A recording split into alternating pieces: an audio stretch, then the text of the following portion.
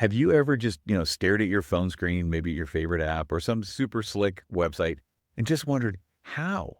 How does this actually work? Right. It seems like magic sometimes. Exactly. All this digital stuff we use every single day, streaming, banking, whatever it is, Mm-hmm. it's all built on these principles that can feel, well, pretty mysterious. Mm-hmm. So today, we're going to pull back that curtain. Our mission here in this deep dive is to try and demystify coding. And we're going to use an analogy that hopefully feels pretty familiar, cooking. I like that. Cooking, yeah. We'll break down these complex coding ideas into sort of bite-sized pieces, connecting it all back to kitchens and recipes, hopefully give you a real shortcut to feeling well-informed. Okay. Let's unpack this. That's a great way to frame it because really at its core, coding is just giving very, very precise instructions to a computer. Like a recipe. Exactly like a recipe. Imagine a chef, following every single step meticulously. You're telling the computer exactly what to do step by step with zero ambiguity. Okay, so if coding is like cooking, Mhm. then the computer, that's our digital kitchen. Mm. But how does this kitchen, understand what we're telling it? How does it hear us? Ah, that's where it gets really interesting. Yes, the computer is your digital kitchen, Sure. but it's not like a human chef who understands nuance, right? Right. A computer, fundamentally, it only understands binary. Just think of it as a language with only two letters, or signals, ones and zeros. Just ones and zeros. That's it. That's it. And this isn't just simple. It means the computer is incredibly literal. It does precisely what you tell it. Nothing more, nothing less. Wow. And that literalness, it demands absolute precision. It's why, one tiny typo, a single misplaced comma in your code can just stop everything cold. A single character. Yep. A tiny mistake changes the whole outcome. It's like telling a chef to add salt when the recipe clearly meant sugar. They'll do it, and the dish is ruined, even if you meant sugar. That level of precision is kind of mind-bending. So how do we, as humans who think in, much fuzzier terms, how do we even talk to these literal machines? Is that where programming languages come in? Are they the recipe books? Exactly. Programming languages are those recipe books. They're the bridge. They let us translate our human ideas into something the computer can eventually understand and execute. Yeah. And we can group them, broadly speaking. On one side, you've got your high-level languages. These are designed to be easy for humans to read and write. Like what? Well, Python's a big one. Its syntax is super clear, almost like reading English sentences. That makes it really popular for beginners and for getting things done quickly. Right. Then there's JavaScript. That's the powerhouse behind pretty much all the interactive stuff you see on websites. And Ruby is another one, known for being quite elegant and developer-friendly. Okay, high level. Yeah. Human-friendly. So then there must be languages that are like closer to the machine's way of thinking, the more complex recipe books. You got it. Those are the low-level languages. They give you much more direct control over the computer's hardware, over the kitchen appliances, if you will. Uh-huh. C is a classic example. It's often used for system programming, operating systems, things where you need really fine-grained control over memory and how the hardware behaves. Okay. And then there's assembly language. That's about as close as you can get to speaking the computer's native tongue, those ones and zeros. It's super detailed, often used when performance is absolutely critical or for very specialized hardware. Wow. And here's where it gets really interesting. Yeah. Just like you wouldn't use a French cookbook for Thai food, these languages have specialties. Makes sense. For building websites, JavaScript and maybe TypeScript are dominant. They handle both what you see in the browser and the stuff happening on the server. Right. Data science. Mm-hmm. That world runs heavily on Python and R. They have amazing libraries for statistics, machine learning, all that data crunching. Okay. Building mobile apps. You'll probably use Swift if you're making something for iPhones or Kotlin for Android apps. They're optimized for those platforms. Uh-huh. Blockchain stuff like smart contracts often uses a language called Solidity. And for making video games, C++ and C# are the big players, mainly because they're fast and have powerful tools built around them. So many different recipe books for different digital meals. Okay, so we have our kitchen, the computer, we have our recipe books, the programming languages, but how does the kitchen actually read the book? How does it go from, say, Python to something the computer gets? What's the translation magic? Right, the translation, it's crucial. Basically, there are two main ways this happens: compilers and interpreters. Compilers and interpreters. Okay. Think of a compiler like translating the entire cookbook into the chef's native language before they even start cooking. All at once. All at once. It takes your whole source code, converts it into machine code, those ones and zeros or something close, and then you run the resulting program. Uh, This usually results in programs that run really fast because all the translation work is done up front. Languages like C, C++, Nate, Rust, they're typically compiled. Great for things that need peak performance, like operating systems or complex games. got it. So that's compilers. What about interpreters? Interpreters are more like a chef who reads the recipe one line at a time and does that step immediately before reading the next line. Line by line. Line by line. The interpreter reads a line of your code, translates it, executes it, then moves to the next line. Okay. What's the advantage there? Flexibility, mostly. It's often easier to debug, to find errors, because the program stops right where the problem is. You can test things out more easily. Python and JavaScript are classic examples of interpreted languages. Great for web development, scripting, things where you want to iterate quickly. Okay, that makes sense. Compiled for speed, interpreted for flexibility. Sort of. That's a good way to think about it, yeah. It's a bit more nuanced, but that's the basic idea. So we've translated our recipes, either all at once or line by line. Where does the actual cooking happen? What are the cooking environments where the code runs? Good question. Those are generally called runtimes. A runtime provides the specific environment and services that your code needs to actually execute, to run. Okay, like the actual stovetop and oven. Kind of, yeah. It's the whole setup needed for that particular recipe language. For instance, Node.js is a really popular runtime. It famously took JavaScript, which used to only run inside web browsers. Right, for website stuff. Exactly. Node.js lets JavaScript run on servers, build backend systems, command line tools, basically JavaScript everywhere. Huh. The Python interpreter itself acts as the runtime for Python code. For Java and also languages like Kotlin, there's the Java Virtual Machine, the JVM. It's a very powerful, established runtime. JVM, heard of that one. Yeah. And there are newer ones too, like Dino. It's another runtime for JavaScript and TypeScript, but built with a bigger focus on security from the ground up.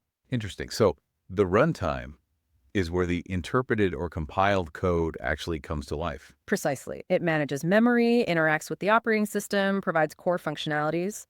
It's the stage where the play happens. Right. So now imagine you're not just cooking simple meals anymore. You want to make like complex gourmet dishes and you want to do it efficiently. I'm guessing this is where frameworks come in, our sort of advanced cooking kits. What do they really do? Frameworks. Yeah, they're game changers. They're much more than just speeding things up, but they definitely do that. Think of them as a highly organized professional kitchen setup designed for a specific type of cuisine. They provide a structure, a set of rules, and a collection of pre-built components like pre-chopped ingredients or standard sauces for common tasks. This drastically speeds up development, yes, but maybe more importantly, it standardizes how things are built. Ah, standardization. So everyone on the team cooks the same way. Pretty much. It enforces best practices, makes code easier to understand and maintain, especially in large teams. They've really shifted software development from individual craft to a more efficient assembly line process for many tasks. That makes a lot of sense. So what are some examples? Sure.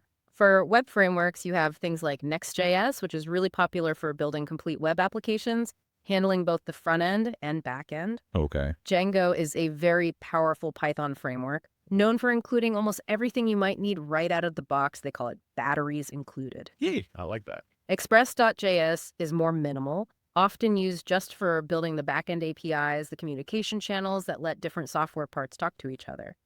And React, while technically a library, is often used like a framework for building the user interface, the visual part you interact with. React, yeah, hear that one all the time. Absolutely.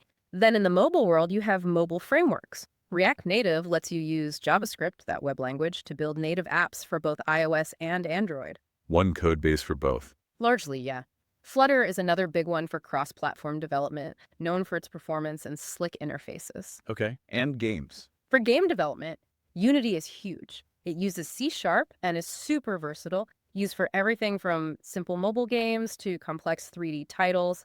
And then there's Unreal Engine, which uses C++ Road, famous for really high-end, cutting-edge graphics. Wow, so these frameworks really provide the heavy machinery for specialized tasks. Exactly. They let developers focus on the unique parts of their application instead of reinventing the wheel for common stuff like handling web requests or drawing buttons on a screen. Okay, that distinction between just speed and actually standardizing the process, that's really key. It's like having that pro-grade oven preset for specific dishes. But what about all the little extra bits? Third-party tools, libraries, maybe specific algorithms someone else wrote. How do developers manage all those extra ingredients? Is there like an ingredient delivery service? That's a perfect analogy. Yes, there absolutely is, and they're called package managers. Package managers. Okay. They are essential. They automate the whole process of finding, downloading, installing, and keeping track of all the external code libraries, the packages or dependencies that your project relies on. So you don't have to manually download everything. Exactly. And more importantly, they manage versions, making sure you have the right version of library X that works correctly with library Y that used to be a nightmare. Package managers handle that complexity. I can imagine. So what are the main ones? It often depends on the language or ecosystem. In the JavaScript world, the big one is NPM Node Package Manager. It's kind of the default. You also have Yarn and, more recently, Bun, which are alternatives often focused on speed and efficiency. NPM, Yarn, Bun. Got it. For Python, the standard is pip. You almost always use pip to install Python packages. And in the data science community especially, Conda is very popular because it manages not just Python packages, but also entire software environments, which can be really complex in data science. Pip and Conda for Python. Okay, so these tools just handle bringing in all the necessary building blocks. Precisely. They're like the unsung heroes, making sure your digital kitchen is properly stocked with all the right ingredients before you start cooking. All right, this is starting to form a clearer picture. We've got the kitchen, the recipes, the translators, the runtimes, the pro cooking kits, and the ingredient delivery. So when a developer actually sits down to, write the code day in and day out, what does their actual digital kitchen setup look like? What tools are they using constantly? Great question. The core tools fall into two main categories: code editors and integrated development environments, or IDEs. Code editors, like Yeah. a text editor. Sort of, but much more powerful and specialized for code. They provide features like syntax, highlighting, coloring different parts of the code to make it readable, basic auto-completion, and often integration with version control systems like Git. They tend to be lightweight and fast. Okay, any popular ones? Oh yeah. VS Code, Visual Studio Code, is massively popular right now. It's free, incredibly flexible, has a huge library of extensions for almost any language or task. VS Code, okay. Then you have others like WebStorm, which is specifically tailored for JavaScript development. PyCharm is excellent for Python. Atom used to be popular, known for its customizability, though VS Code has taken a lot of that share. So editors are for writing and editing? Mm-hmm.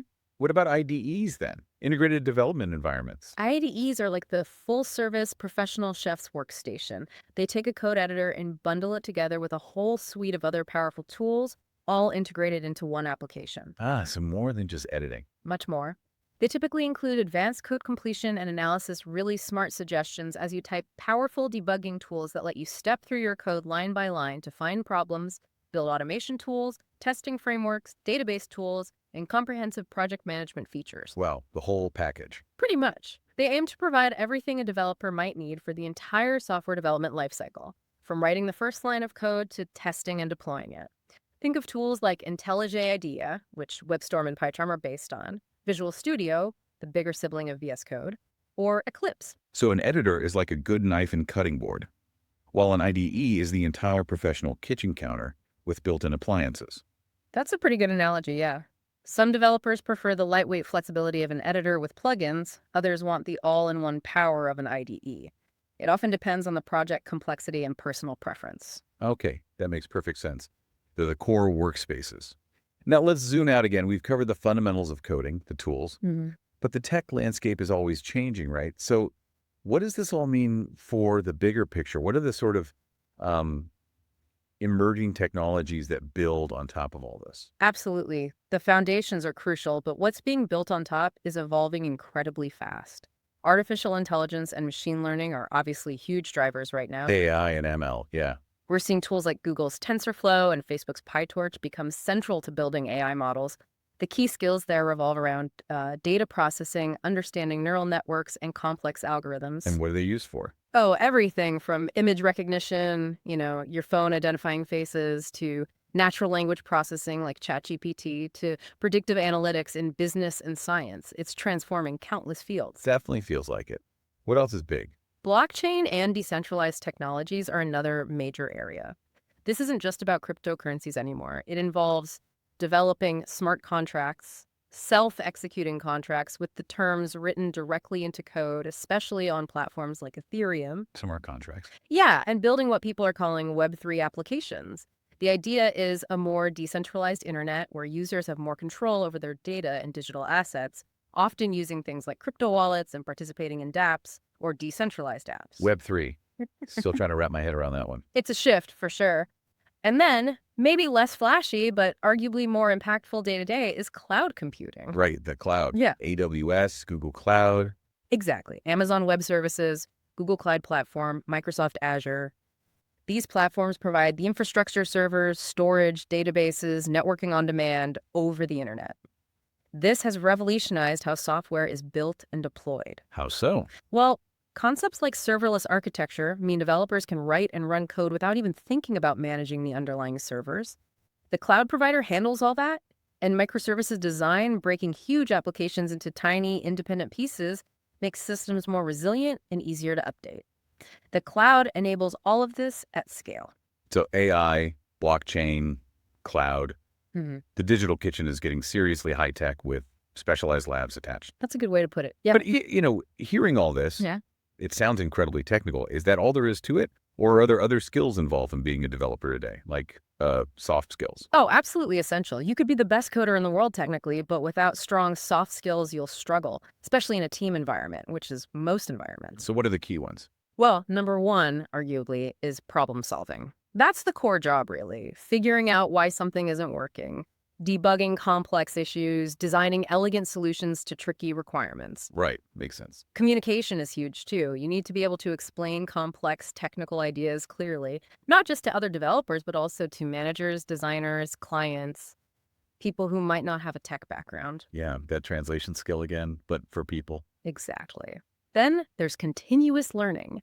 Technology changes so fast, you have to be genuinely curious and willing to constantly learn new languages, tools, techniques, just to stay current. Non-negotiable, huh? Pretty much.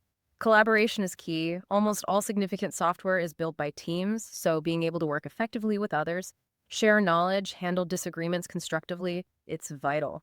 And finally, I'd say system thinking. The ability to see the bigger picture, understand how all the different parts of a complex system fit together and interact. It helps you avoid unintended consequences when you make changes. What's fascinating here is how critical these interpersonal and thinking skills are. They're truly on par with knowing how to write code.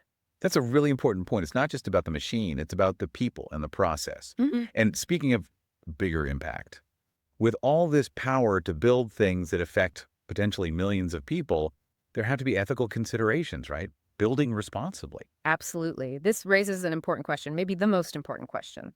What is our responsibility as creators in the digital space? So what should developers be thinking about? Several key things. Data privacy is a huge one. How do we handle user data respectfully, securely, transparently? Building systems that protect privacy by design is critical. Okay, privacy. Then there's algorithmic bias. This is subtle but incredibly important. Algorithms, especially in AI, are trained on data. And if that data reflects historical biases, well, the algorithm can perpetuate or even amplify those biases. Like the bias recipe analogy you mentioned earlier. Exactly. Imagine a loan application algorithm that unfairly disadvantages certain groups because it learned from biased historical lending data. Developers need to be aware of this and actively work to mitigate bias. That's a heavy responsibility. It is. There's also a growing focus on sustainable software design, sometimes called green computing. Thinking about the energy consumption and environmental impact of the code we write and the systems we build. Never really thought about code having an environmental impact. It definitely can, especially at scale. Contributing back to open source communities is often seen as an ethical plus too. Sharing knowledge and tools benefits everyone. And crucially, accessibility. Ensuring that the technology we build can be used by everyone, including people with disabilities. It's about inclusive design. Privacy, bias, sustainability, open source, accessibility. Wow. Lots to consider beyond just making the code work. It's about the impact on people and society that has to be part of the conversation. Definitely. So, okay. Someone's listened to all this. They're intrigued by the kitchen, the recipes, even the responsibilities. Mm-hmm. And they're thinking, okay, maybe I do want to be a digital chef. Yeah. What kind of career paths are actually out there? Where do people specialize in this tech world? Oh, there are so many paths depending on what part of the process you enjoy most. You could be a front-end developer. Front end, Yeah. that's the user-facing stuff, right? Exactly. They focus on building the user interface, everything you see and interact with in a browser or app. They care about usability, visual design implementation, web performance, making sure it looks good and works well on all devices. Okay, so the look and feel, Pretty much. uh, Then there's the backend developer. They work on the server side, the engine behind the the scenes. stuff you don't see. Right. They build the logic, manage the databases where information is stored, create the APIs that allow the front end to talk to the back end, handle security, all the critical plumbing. Got it. Front end, back end. Then you have full stack developers. They're comfortable working on both the front end and the back end. They can potentially build an entire web application from start to finish, Jack of all trades, master of both. ideally, or at least proficient in both. It's a very valuable skill set. You also have DevOps engineers. DevOps, what's that? It's sort of a bridge between development, writing code, and operations, running and maintaining the systems. DevOps engineers focus on automating the processes of building, testing, and deploying software, managing the cloud infrastructure, ensuring everything runs smoothly and efficiently. Continuous improvement is their mantra. Ah, keeping the whole kitchen running smoothly. Exactly. And another big one, especially now, is data scientists. They work with large data sets using statistics, machine learning, programming skills to analyze data, find patterns, build predictive models, and extract insights that can help businesses make decisions. Working with all that data we generate. Precisely. And that's just a few examples. There's also mobile developers, game developers, cybersecurity analysts, AI engineers.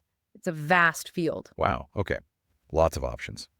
So if you're listening and you're curious now, thinking about maybe starting, how do you even begin this journey? What are the first steps? Any good learning strategies or resources? Yeah, that's the million-dollar question, right? How to start. My biggest advice is start with the fundamental concepts first. Don't just jump into memorizing the syntax of a specific language. Understand what a variable is, what a loop does, what a function is for, the core ideas. Concepts over syntax, okay. Then pick a beginner-friendly language.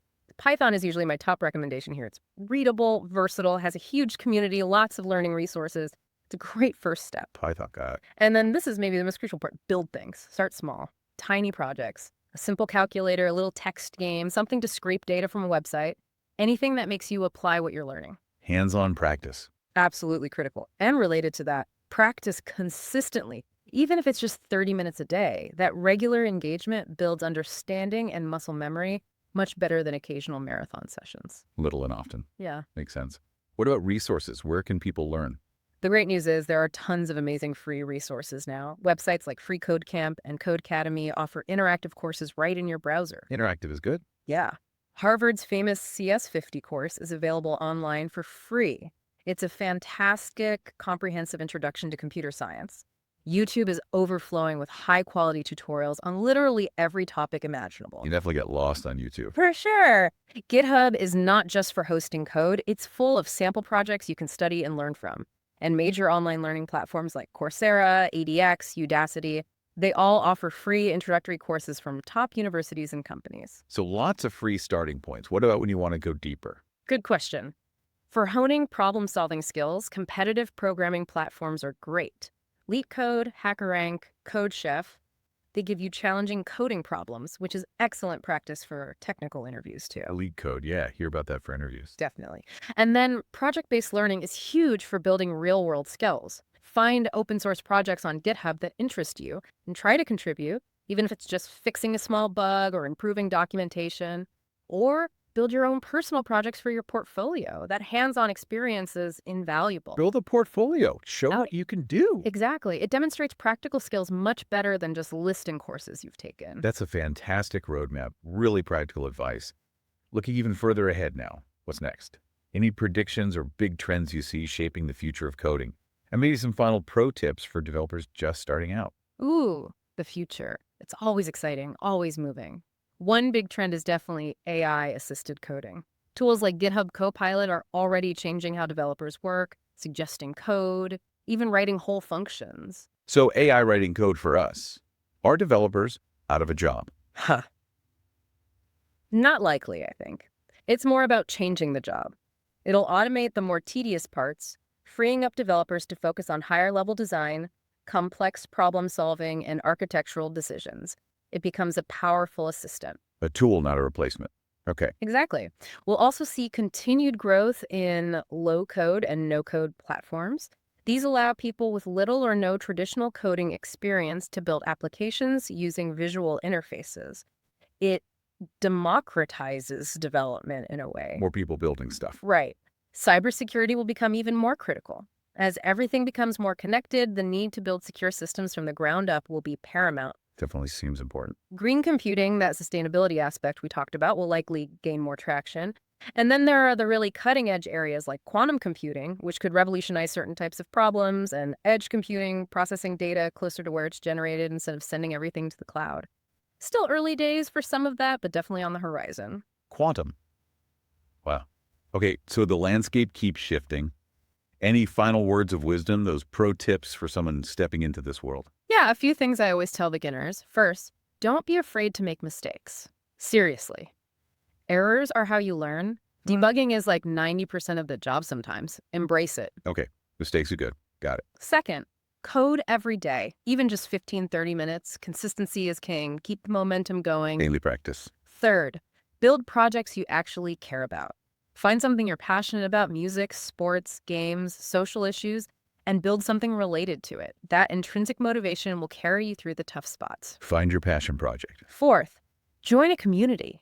Online forums, local meetups, Discord servers, connecting with other learners and experienced developers is incredibly valuable for support and knowledge sharing. Don't go it alone. Fifth, learn how to Google effectively. Seriously, knowing how to find answers online efficiently is a developer superpower. The art of Googling. It really is. Sixth, focus on understanding the underlying concepts, not just memorizing code syntax. Syntax changes, but the fundamental ideas persist. Seventh, read other people's code, especially well-written code. It's a great way to learn different techniques and best practices. And finally, try contributing to open source, as we mentioned. It's fantastic real-world experience. That's a solid list. And maybe the most important thing to remember, every single expert developer out there was once a complete beginner, feeling overwhelmed and confused. Coding is a skill you build through persistence and practice, not some innate talent you're born with. Anyone can learn. That's incredibly encouraging. What an amazing journey we've taken. From seeing the computer as this digital kitchen to understanding languages as recipe books. Yeah, the translation magic of compilers and interpreters. The runtimes as cooking environments, frameworks as those advanced kits, package managers delivering ingredients. The tools like VS Code and IDEs. Right. We've really tried to demystify it all, from those core ideas right through to careers, ethics, and the future, all through that kitchen lens. The goal really was just to provide that shortcut to feeling informed about this field that shapes so much of our world. Absolutely. And maybe a final thought to leave everyone with. As you think about all this, remember, technology is really the canvas, and code is your paintbrush.